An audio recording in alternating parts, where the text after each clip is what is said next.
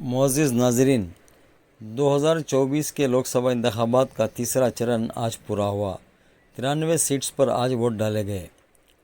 हर सियासी पार्टी का एक दूसरे पर इल्ज़ाम तराशियों का सिलसिला जारी है। पिछले 10 सालों से वज़ीर आज़म नरेंद्र मोदी जब भी भाषण देते तो उसमें एक नयापन होता था, भले उनका भाषण कैसा भी हो। हिंदुस्तान की सियासी पार्टियों में कोई भी नेता ऐसा नहीं था कि नरेंद्र मोदी की तकरीर का डटकर जवाब दे सके। कांग्रेस के नेता राहुल गांधी की तकरीर में संजीदगी और गहराई तो होती, लेकिन वो आम लोगों के दिलों तक नहीं पहुंचती थी। इसका फ़ायदा उठाकर दूसरी पार्टी वालों ने उनका मजाक बनाया करते थे। लेकिन 2024 की इस लोकसभा इंतखाबात में एक ऐसा चेहरा सामने आया है जिसका भाषण सुनने के लिए हज़ारों लाखों में लोग जमा हो रहे हैं। उनका नाम है प्रियंका गांधी। प्रियंका गांधी जब भाषण देती है तो लगता है कि उनकी दादी इंदिरा गांधी भाषण दे रही है। नरेंद्र मोदी के हर इल्ज़ाम का जवाब देने अपने अंदाज में वो दे रही है। कहते हैं नरेंद्र मोदी के हर सवाल का जवाब फ़ौरन वो अपने भाषण में दे देती है। ये देखिए उनका वीडियो। ये वो मिट्टी है, ये वो मिट्टी है इस देश की जिसमें मेरा परिवार का खून मिला हुआ है, जिसके लिए हम आज लड़ रहे हैं,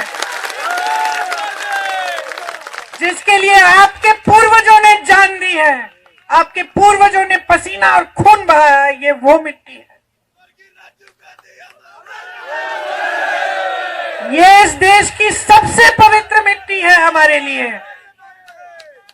इसके लिए हम लड़ रहे हैं। हम इस देश के जन जन के स्वाभिमान के लिए लड़ रहे हैं। हम इस देश के जन जन के अधिकारों के लिए लड़ रहे हैं। हम लड़ रहे हैं उस सब चीजों के लिए जिसके लिए हमारे पूर्वज लड़े थे। आज ये देश की परिस्थिति है, ये आपको गहराई से समझना पड़ेगा। और ये जो लड़ाई जो है, आपको एकदम सीना तान के मजबूती से लड़नी पड़ेगी।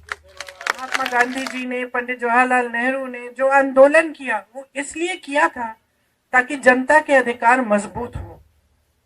शायद वो सोच भी नहीं सकते थे कि एक दिन एक ऐसी सरकार आएगी इस देश में जो उन्हीं को देशद्रोही कह के ये कहेगी कि अगर हमें 400 सीट दे दो हम संविधान को बदल डालेंगे।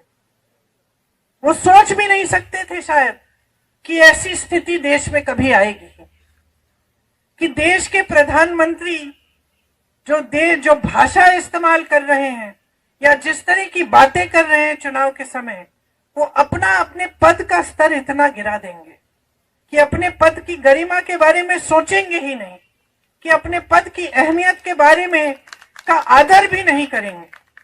और शायद वो ये सोच भी नहीं सकते थे कि एक ऐसा दिन आएगा जब हमारी जनता को कमजोर करने की कोशिश प्रियंका गांधी के खिलाफ न गोदी मीडिया और न नरेंद्र मोदी और न ही बीजेपी, कोई भी नेता कुछ भी बयान नहीं दे रहे हैं, क्योंकि उनको मालूम है कि इस बार उनके सामने प्रियंका गांधी है जो इल्म में, तहजीब में, हाजिर जवाबी में माहिर है। कांग्रेस के लोग, इंडिया अलायंस के लोग और आम लोग भी ये चाहते थे कि प्रियंका गांधी इस बार इंतखाबात में खड़ी हो। अमेठी से राहुल गांधी और रायबरेली से प्रियंका गांधी का इलेक्शन में खड़ा होना तय पा गया था, लेकिन आखिरी वक्त में कांग्रेस पार्टी ने यह तय किया कि प्रियंका गांधी इलेक्शन नहीं लड़ेंगी और राहुल गांधी अमेठी छोड़कर रायबरेली से इलेक्शन लड़ेंगे।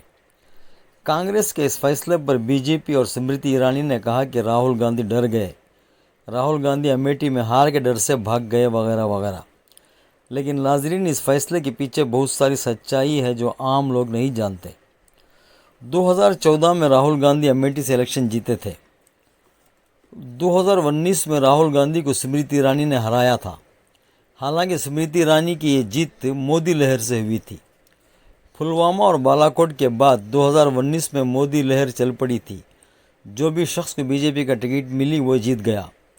स्मृति ईरानी की मकबूलियत सिर्फ इस वजह से हुई थी कि वो राहुल गांधी को शिकस्त दी थी।